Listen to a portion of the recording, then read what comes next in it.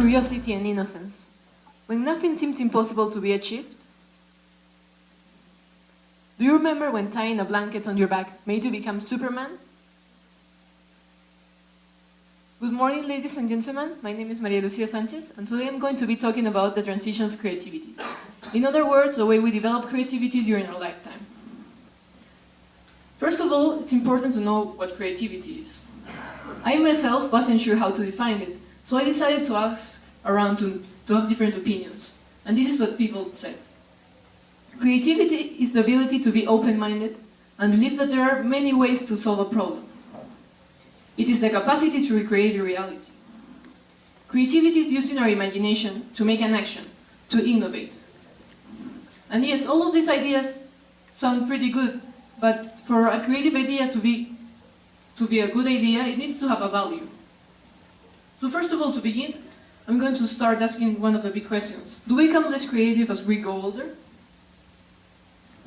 For many of us, this answer might be a total yes, of course, we do. But is it true to a total extent? Sir Ken Robinson, as we saw yesterday, is revolutionizing education right now. And in the video we saw yesterday, I had also seen before, he talks about a paperclip test, which goes on like this. You go to a specific age group, you choose, you talk to them and ask them to tell you all the things they would do with a paperclip. And I myself tried that experiment. I roughly tried it, and I really wasn't expecting much about it. So I went to 4 teachers at school and told them to help me with the tests and asked them if they could say different ideas. And then they came with about 7 answers in average. And then in the school bus the next day I tried with 5-year-old kids and they gave me like 23 answers in average. This might show that kids are more creative than adults. But this has also a lot to do with the development of critical thinking and analysis that we have as we grow older. When we're kids, we do not fear failure. And we don't have parameters, and imagination may be confused with the real world.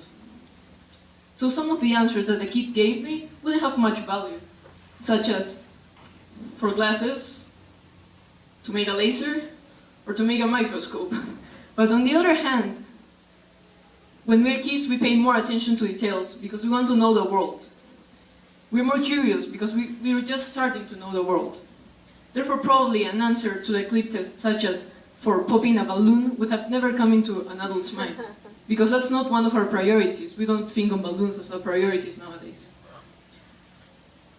So in conclusion, it can be seen that when we're kids, we seem more creative because our ideas are free from the fear of failing. Instead of knowing the world, we're curious and our minds want to know more about. As we grow up, we start to discern ideas. We choose what's worth doing and what isn't. And we ignore many things that could have been very creative ideas. Do institutions neglect our creativity? I was again quite influenced by Sir Ken Robinson here in order to understand how alienation might occur in schools. I guess this is something very strong. Schools are like factory lines. This sounds quite exaggerated, but in fact we are separated in groups in a class of about 20 to 30 people, even though we might all have different abilities.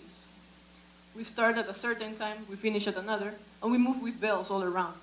This sounds quite a robotic way of behaving. As well, collaboration sometimes isn't enforced, even though it's proof that we learn a lot better by sharing in groups.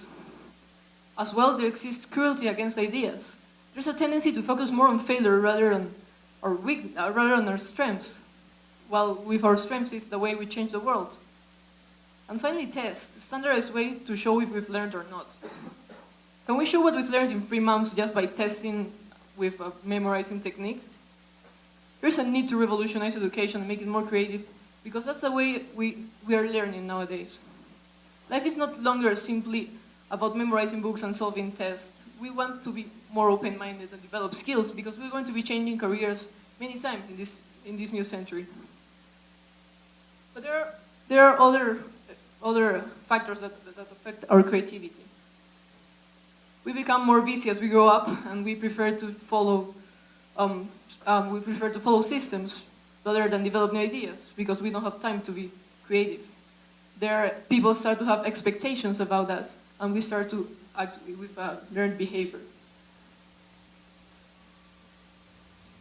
But there's always a need to be creative. Some of us have seen this before. there's always a need to be creative.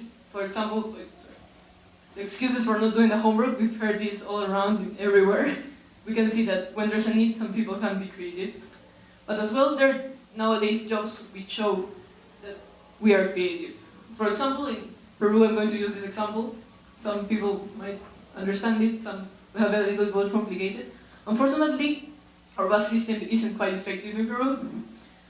Buses compete for passengers, but there's this job that has been developed for like very poor people who have developed it because of the need of getting some money. You see that that a couple of man or a woman gets near to the driver and like starts shouting some numbers like 5, 7, 8. I know they're not talking about football. They're talking about the competitors. They tell the driver where the other buses from the same route are, in order to make it easier for them, like to have more passengers. And this is a creative way. Then they get some cents or some coins, and that's the way they survive for the day.